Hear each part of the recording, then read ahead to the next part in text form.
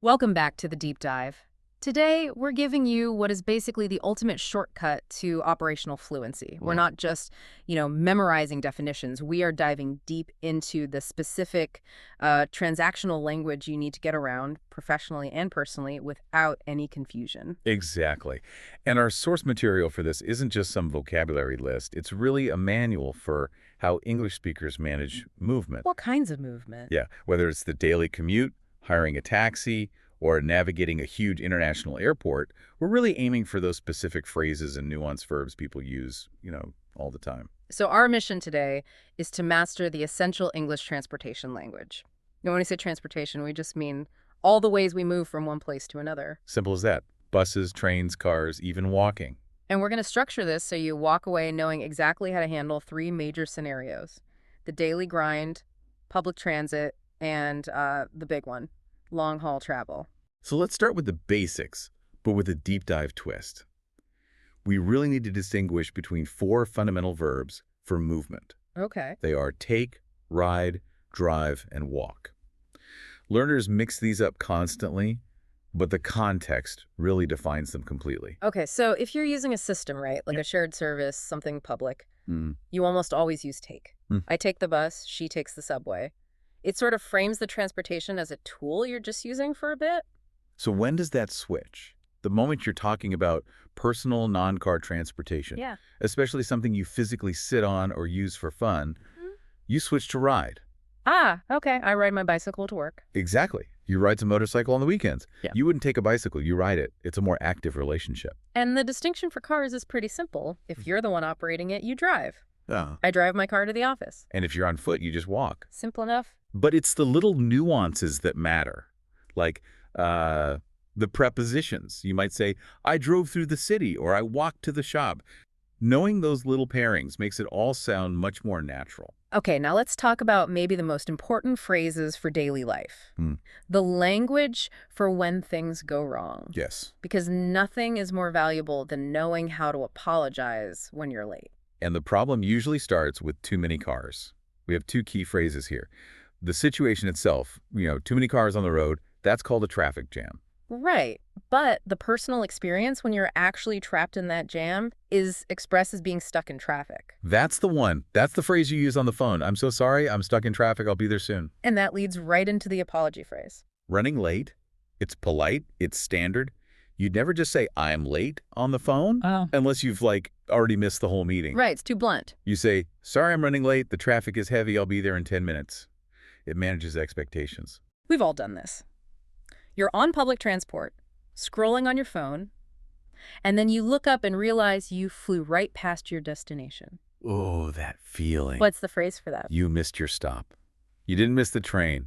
You missed the place where you were supposed to get off. That's a great distinction. And the key thing here is the transactional language. If you realize it right away, you might turn to the person next to you and urgently ask, excuse me, did I just miss the stop for the library? Which leads us perfectly into navigating public transportation, where you actually have to interact with people and systems. Buying tickets, asking for directions, all of that. So where do you start? Well, anytime you need information, you start with, excuse me. It's like the verbal key that unlocks any conversation. Okay, so you've got their attention. Then what? Then the goal is clarity. So to find the right vehicle, instead of just asking where a bus goes, ask which one serves your destination. Like, excuse me, which bus goes to the station? Exactly. Or if you're already on it, excuse me, does this train stop at Main Street? Okay, so now you're waiting, and time is the priority. And there are two types of timing questions. The first one is about frequency. How often does it come? So that's asking if it's like every 15 minutes, every half hour. Precisely. Yeah. The second one is about the immediate timing. What time does the next bus arrive? Well, if you're at a train platform, when does the train leave? They're direct, they're necessary, and everyone understands them instantly. Next up, money. The financial part. Right. The money you pay for public transportation is called the fare. This is often different from the physical ticket.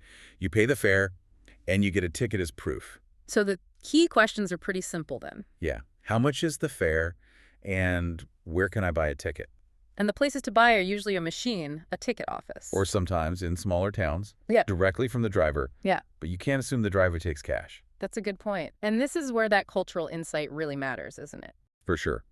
In big cities like London or New York, they have reusable payment systems. The Oyster card in London, for instance. You just tap on and tap off. Knowing those local names makes you sound like you know what you're doing. It really does. Okay, let's talk about urgency. When you get on just before it leaves, you catch the transportation. Right. If we run, we can still catch the last ferry. And if you don't make it? Then you miss the bus or you miss the train. And this is important vocabulary because it comes back later as a metaphor. Okay, let's switch gears.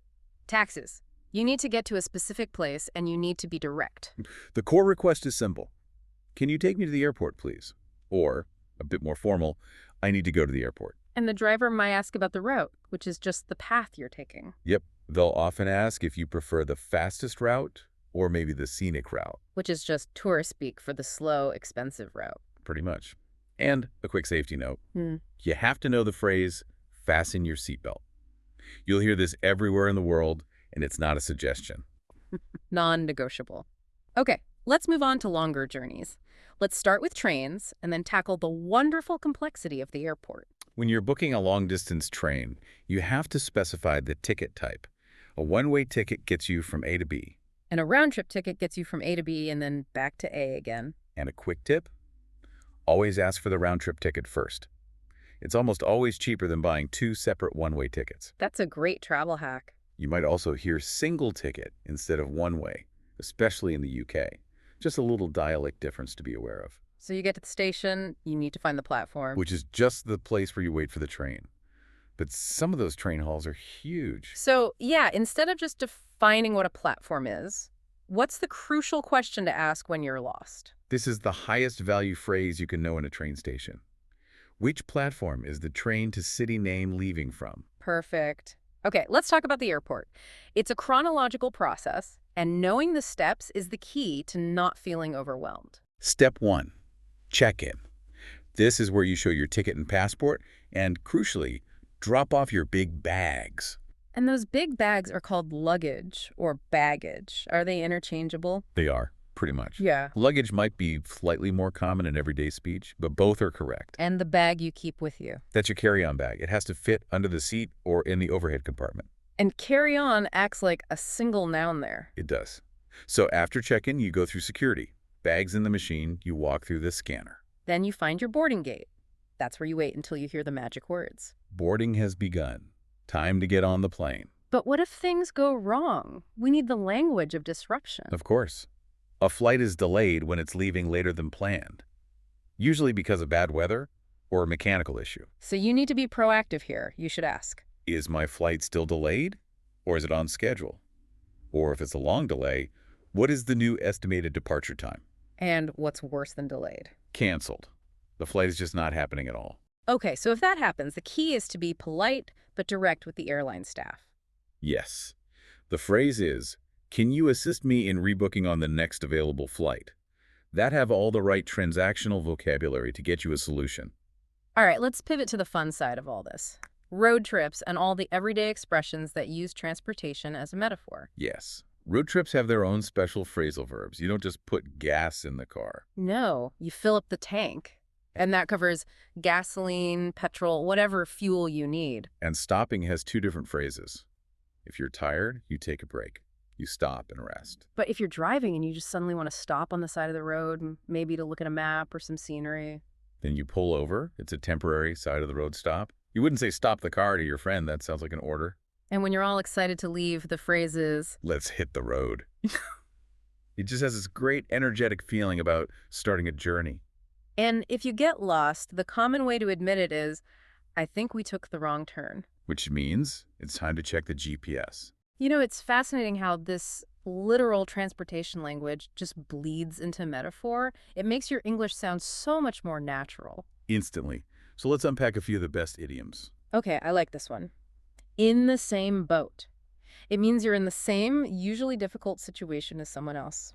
It's a phrase about solidarity. Right. We're all under pressure at work. We're all in the same boat. And then there's the one we mentioned earlier. Miss the boat, which means you lost an opportunity because you were too late. The ticket sold out an hour ago. You missed the boat. The opportunity is gone. And my personal favorite for just pure annoyance is drive someone crazy. Ah, yes. This traffic is driving me crazy. It just means to annoy someone intensely. If we connect all this vocabulary to the bigger picture, you really see how transportation choices reflect a culture. Absolutely. The density of city life is reflected in subway systems.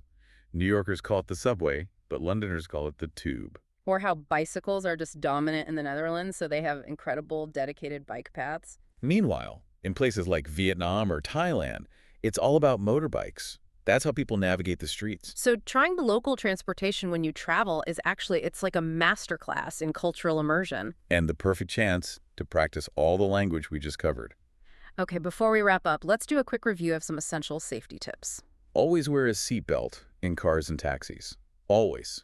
If you're on a bike, wear a helmet. And on crowded public transport. Hold onto the handles or poles. And just be aware of your belongings to prevent theft. This whole deep dive into movement brings us to a really beautiful analogy for learning itself. It really does. If you've ever felt frustrated learning English, just remember the journey you're on. It's helpful to view the language learning process exactly like that. A journey toward fluency. Yeah.